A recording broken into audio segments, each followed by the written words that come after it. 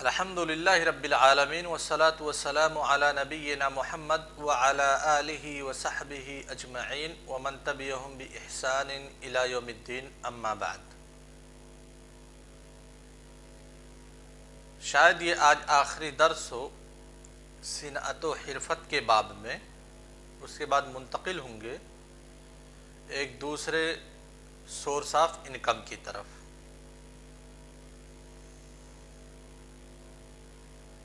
اس سے پہلے جو کچھ بیان کیا جا چکا ہے کہ صنعت و حرفت کی علماء کرام نے حضرت عمر بن الخطاب رضی اللہ تعالی عنہ کی حدیث کے پیش نظر دو قسموں میں تقسیم کیا ہے۔ ایک ہے وہ صنعت و حرفت جو باعث فخر ہیں، جو باعث عزت ہیں، جنہیں شریف پیشہ اور اچھا پیشہ مانا جاتا ہے۔ انہی کے بالمقابل صنعت و حرفت کی دوسری قسم وہ ہے جو دناءت اور رذالت سے متصف کی جاتی ہے۔ صنعت و حرفت کی اس تقسیم میں کہ کون سا صنعت، کون سا حرفہ، کون سا پیشہ اچھا ہے اور کون سا پیشہ برا ہے، اس کی تفریق میں علماء کرام نے دو مسلک اختیار کیا ہے۔ پہلا مسلک ہے ضابط کا، کہ ضابط بنایا۔ ضابط کیا ہے، قاعدہ کیا ہے، پرنسپل یا گرامر کیا ہے؟ کہا کہ ہر وہ پیشہ جس سے منسلک ہونے کے بعد انسان نجاست سے نہیں بچ سکتا، وہ شریف پیشہ نہیں ہے، بلکہ وہ حرف دنیئہ ہے، حرف رذیلہ۔ اور ہر وہ پیشہ جس سے منسلک ہونے کے بعد انسان نجاست سے اپنے آپ کو محفوظ رکھ سکتا ہے تو وہ شریف پیشے ہیں۔ یہ ضابط۔ دوسرا مسلک ہے عرف کا، کہ ضابط وابط کا کوئی اعتبار نہیں ہے۔ ہر معاشرے میں جس پیشے کو اچھا سمجھا جاتا ہے وہ پیشہ اچھا مانا جائے گا، اور جس پیشے کو برا سمجھا جاتا ہے، گھٹیا سمجھا جاتا ہے، وہ پیشہ گھٹیا سمجھا جائے گا۔ یہاں تک بات ہو گئی تھی۔ یہ بھی بتلایا گیا تھا کہ جو اچھے پیشے ہیں ان کے درمیان بھی مفاضلہ موجود ہے۔ فقہاء کرام کا اتفاق ہے کہ تعلیم و تعلم، درس و تدریس یہ سب سے افضل پیشہ ہے۔ اس پیشے سے بڑھ کر کے کوئی دوسرا پیشہ نہیں ہے، چاہے وہ ڈائریکٹلی تعلیم و تعلم ہو یا تعلیم و تعلم سے وابستہ کوئی چیز ہو، انڈائریکٹلی۔ ٹھیک ہے شباب؟ اس کے بعد جو دوسرے پیشے ہیں ان کی مفاضلت میں علماء کرام اور فقہاء کرام کا اختلاف پایا جاتا ہے نصوص کی بنیاد پہ۔ یہاں تک بات ہو گئی تھی۔ آج ہم بات شروع کرتے ہیں کہ جو شریف پیشے ہیں ان پیشوں کا اختیار کرنا تو جیسے بتلایا گیا کہ فرض کفایہ ہے، یعنی امت میں سے بعض افراد کا ایسا ہونا چاہیے جو ان شریف پیشوں کو اختیار کرے، شریف پیشے سے اپنے آپ کو منسلک رکھے۔ اگر نہیں رکھتی ہے وہ ساری امت، تمام پیشوں سے استعفیٰ دے دیتی ہے، کوئی پیشہ نہیں اپناتی ہے، تو سارے کے سارے لوگ گنہگار ہوں گے۔ ٹھیک ہے شباب؟ رہی بات جو گھٹیا پیشے ہیں، ان گھٹیا پیشوں، اور گھٹیا کی بات یہاں پہ یہ نہیں ہو رہی ہے کہ مطلب وہ حرام پیشے، جیسے حجامت ہے، حجامت حرام پیشہ نہیں ہے۔ سباغت ہے، سباغت حرام پیشہ نہیں ہے۔ یا پھر کناس ہے، حرام پیشہ نہیں ہے۔ جزار ہے، قصاب ہے، یہ حرام پیشے نہیں ہے۔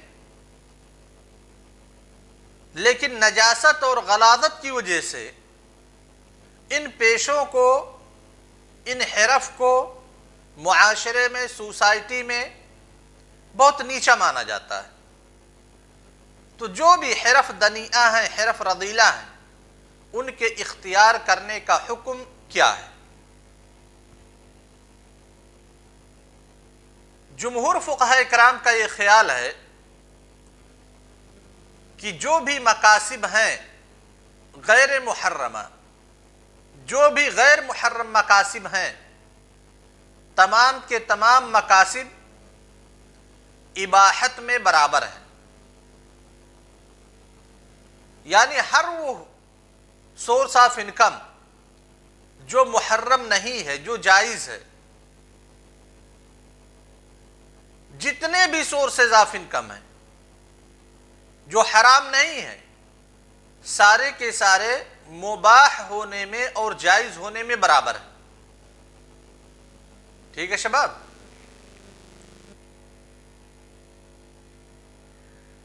مشائخ، تو جتنے بھی پیشے ہیں در حقیقت سارے پیشے مباح ہیں. جو پیشے غیر محرم ہیں، اگر محرم ہیں تب تو وہ حرام ہیں، ان کی بات نہیں ہو رہی ہے. ٹھیک ہے؟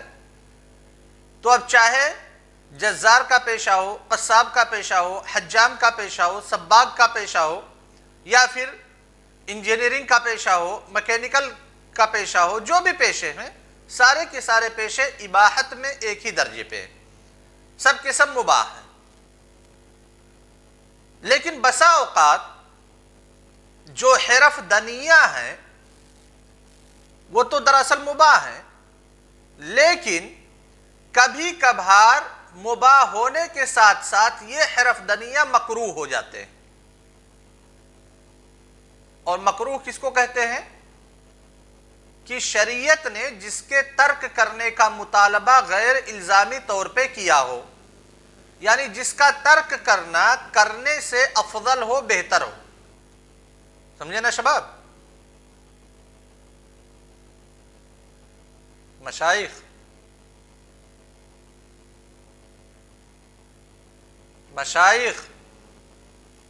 جتنے بھی حرف دنیہ ہیں سارے کے سارے حرف دنیہ اگر وہ محرم نہیں ہیں تو مباح ہیں.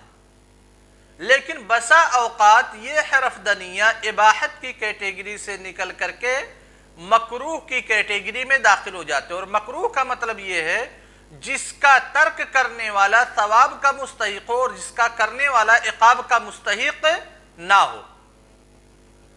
کب حرف دنیہ مکروہ کی کیٹیگری میں داخل ہو جائیں گے؟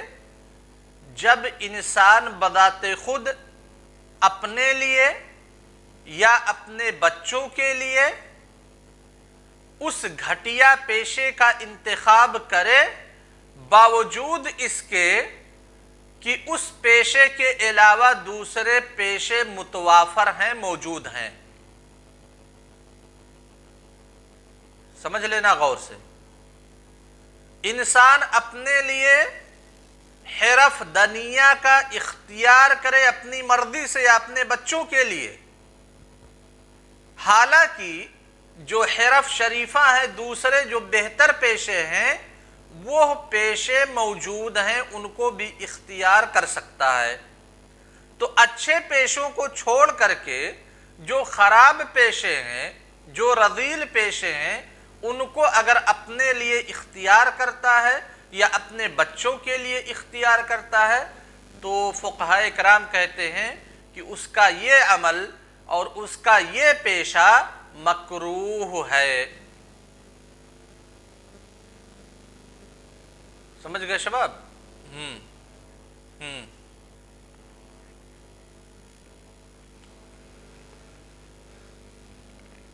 نائی کا جو پیشہ ہے شباب، نائی کا جو پیشہ ہے، سب سے پہلے یہ وضاحت ضروری ہے کہ وہ حجام کا پیشہ نہیں ہے. حجام کہا جاتا ہے اس شخص کو، اور جس حجامت کی مطلب جس حجامت کو حرف دنیہ میں شمار کیا ہے شریعت نے، وہ پیشہ ہے کہ انسان کے جسم میں فاسد خون کو اپنے منہ کے ذریعہ سے نکالنا، یہ حجامت ہے. ٹھیک ہے؟ اب تطور اس میں ہو گیا ہے کہ انسان منہ کے ذریعہ سے نہیں نکالتا، مشینوں کے ذریعہ سے نکالا جاتا ہے. لیکن رہی بات نائی کی، تو نائی کو حجام کے پیشے سے مت جوڑیے. ٹھیک؟ بس پہلی چیز یہ واضح ہو گئی. دوسری چیز، حجامت کا جو پیشہ ہے جیسا فقہائے کرام نے کہا جو ضابط بیان کیا، ایک تو ضابط بیان کیا کہ حرف دنیہ اور حرف شریفہ میں کیا فرق ہے، تو کہا حرف شریفہ جس میں انسان نجاست سے محفوظ رہ سکتا ہے تو وہ حرف شریفہ، لہذا بال کاٹنے میں اور بال کٹوانے میں نجاست کا امکان نہیں ہے، ٹھیک ہے، لہذا بال کاٹنا حرف شریفہ میں شمار کیا جائے گا اس قاعدے کے مطابق۔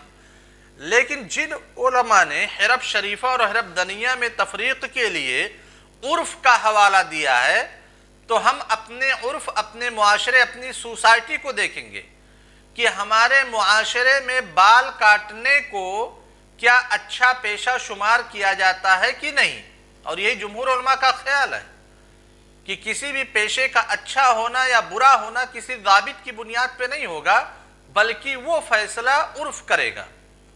ہم اپنے عرف میں نظر دوڑائیں، ٹھیک ہے، تو ہمیں معلوم ہوتا ہے کہ ہمارا جو عرف ہے بال کاٹنا یا نائی سیلون کھولنا، نائی گیری کرنا، ہمارے معاشرے میں اس پیشے کو اچھا پیشہ نہیں تصور کیا جاتا ہے۔ بات واضح ہے شباب؟ اچھا پیشہ نہیں تصور کیا جاتا، اس کا مطلب یہ ہرگز نہیں ہے کہ بال کاٹنا حرام ہے، سمجھ گئے؟ ابھی بتلایا ہوں کہ جو حرف دنیہ ہے وہ سارے کے سارے اباحت میں برابر ہیں، مباح ہیں، محرم نہیں ہے، سمجھ گئے نا؟ جیسے جو مثالیں دی گئی قصاب کی، جزار کی، نائی کی وغیرہ وغیرہ، تو گرچہ یہ حرف دنیہ ہے لیکن یہ مباح ہیں۔ حرف دنیہ سے کسی بھی پیشے کو رذالت یا پھر دناعت کی صفت سے متصف ہونے پر یہ لازم نہیں آتا کہ وہ پیشہ حرام ہے، سمجھے شباب؟ اور وہیں پہ کسی بھی پیشے کو شرافت کا چولا چڑھانے سے یہ لازم نہیں آتا کہ وہ پیشہ مباح ہے۔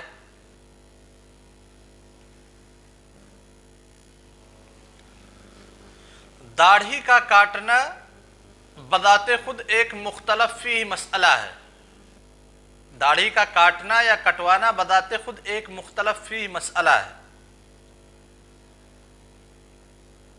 احادیث میں جو وارد ہے، نبی کریم صلی اللہ علیہ وسلم کے اقوال میں داڑھی کے بارے میں مطلقاً وہ احادیث وارد ہے کہ داڑھی رکھیے، داڑھی کو بڑھائیے، اطلاق وارد ہے، ٹھیک ہے۔ اب اس اطلاق کی تقیید ممکن ہے یا ممکن نہیں ہے؟ تو جمہور علماء کرام کہتے ہیں کہ کوئی بھی اگر مطلق ہے تو اس کی تقیید ممکن ہے، اطلاق کی تقیید ہوتی ہے، مطلق کو مقید کیا جاتا ہے، لہذا اس اطلاق کی جو اللہ کے رسول صلی اللہ علیہ وسلم نے کہا اعفوا اللحى یا اطلقوا اللحى، جو یہ اطلاق وارد ہے، اس اطلاق کی تقیید حضرت عبداللہ ابن مسعود اور حضرت عبداللہ ابن عمر رضی اللہ تعالی عنہما کے فعل سے اور ان کے قول سے وارد ہے۔ یہ جمہور علماء کا خیال ہے، ٹھیک ہے۔ کیسے ان کے فعل یا ان کے قول سے؟ وہ کہتے ہیں حضرت عبداللہ ابن عمر اور حضرت عبداللہ ابن مسعود رضی اللہ تعالیٰ عنہ، ان دونوں کے لیے جو فعل منسوب کیا جاتا ہے دونوں کی طرف، اور دونوں کے جو اقوال پیش کیے جاتے ہیں کہ ایک قبضہ یعنی ایک مٹھی داڑھی رکھنی ضروری ہے، ایک مٹھی سے جو زائد ہو اس کو کاٹ سکتے ہیں، یعنی جو اللہ کے رسول صلی اللہ علیہ وسلم کی حدیث اوفوا اللحى، اس میں اطلاق کہاں تک پایا جا رہا ہے؟ ایک مٹھی تک۔ ایک مٹھی سے جو زائد ہے وہ انسان کے اپنے اختیار میں، اگر کاٹ دیتا ہے تو پھر وہ واجب کو ترک کرنے والا نہیں ہوگا۔ یہ مسئلہ ہے علماء کرام کے نزدیک، ٹھیک ہے؟ بات سمجھے شباب؟ تو یہ مسئلہ مختلف فی ہے، اور آج کے دور میں اختلاف نہیں ہوا ہے، اختلاف صحابہ کرام رضوان اللہ علیہم اجمعین کے زمانے سے ہی ہے، یعنی صدر اول سے اختلاف ہے۔ اب مسئلہ یہ ہے داڑھی کو سیب کرنا، تو سیب کرنے پہ تقریباً تمام علماء نے تحریم کا فتویٰ دیا ہے، داڑھی کو سیب نہیں کر سکتے۔ رہی بات کاٹنے کی، تو ایک مشت سے زیادہ داڑھی بڑھ جائے اس کے کاٹنے کے بارے میں فقہاء کرام کا اختلاف ہے کہ کاٹ سکتے ہیں یا نہیں کاٹ سکتے۔ اب اگر کوئی نائی، اس کے مفتی نے فتویٰ دیا ہے کہ داڑھی کو ایک مشت اگر زیادہ ہو جائے ایک مشت سے تو داڑھی کو کاٹ سکتے ہیں، اور اپنے مفتی کے فتویٰ پہ عمل کر رہا ہے، تو اگر وہ سیلون کھولا ہے، کوئی آتا ہے داڑھی کٹانے کے لیے، تو اب اس فتوے پہ وہ عمل کرتے ہوئے اگر ایک مشت سے زائد داڑھی کو کاٹتا ہے تو وہ گنہگار نہیں ہے۔ لیکن رہی بات سیب کرنے کی، تو سیب کرنا، مکمل طور سے کلین کرنا، یہ بالاتفاق حرام ہے۔ لہذا ایسے حرمت کے پیشے سے، ایسے تحریم کے پیشے سے انسان کمائی نہیں کر سکتا۔ واضح شباب؟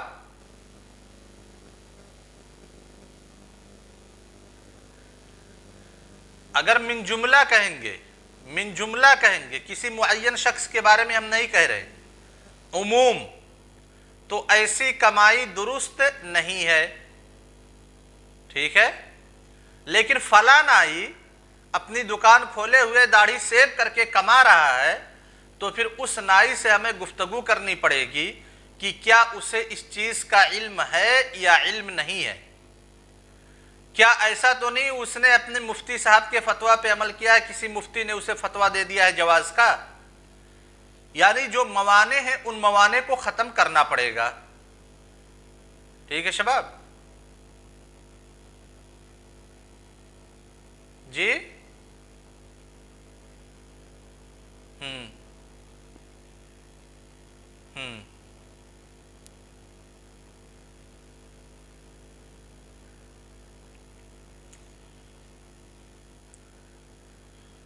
بہت سارے فقہاء کرام کے جو فتاوے ہیں، اس طرح کے بہت سارے سوالات موجود ہیں۔ آپ دیکھیں گے کہ کوئی بھی ایک حرام پیشے سے منسلک ہے، مثال کے طور پہ ایسے بینک میں کام کر رہا ہے جو بینک ربا سے تعامل کرتا ہے، انٹرسٹ سے کام کرتا ہے، وہاں پہ سوال کیا گیا ہے، بہت سارے سوالات ہیں، سوال کیا گیا کہ کیا ہم اس بینک میں کام کر سکتے ہیں کہ نہیں، تو فقہاء کرام نے تقریباً متفق علیہ ایک جواب دیا ہے کہ حرام کاری چاہے جہاں پہ بھی ہو، حرام سے انسان کو بچنا ضروری ہے، اور وَمَن يَتَّقِ اللَّهَ يَجْعَلْ لَهُ مَخْرَجًا، کہ اللہ تبارک و تعالیٰ کی رضا کے لیے اگر کسی نے حرام کام کو چھوڑا ہے، حرام کمائی کو چھوڑا ہے، تو اللہ تعالیٰ اسے بھوکا نہیں ماریں گے، بلکہ اس کے لیے کچھ نہ کچھ مواقع دوسرے فراہم کریں گے جہاں سے وہ اپنی روزی روٹی کو کما سکتا ہے۔ یہ اعتقاد رکھنا ضروری، ٹھیک ہے شباب؟ یار پھر مسئلہ ختم نہیں ہوگا۔ تو خیر خلاصہ یہ ہے جس مسئلے پہ ہم گفتگو کر رہے تھے کہ اگر حرف دنیہ ہے اور حرف دنیہ کو حرف شریفہ کے پائے جانے کے باوجود بھی کوئی انسان اپنے لیے اپنے بچوں کے لیے منتخب کرتا ہے تو وہ مکروہ ہے۔ مکروہ کا مطلب یہ ہرگز نہیں ہے کہ وہ حرام ہے، ٹھیک ہے شباب؟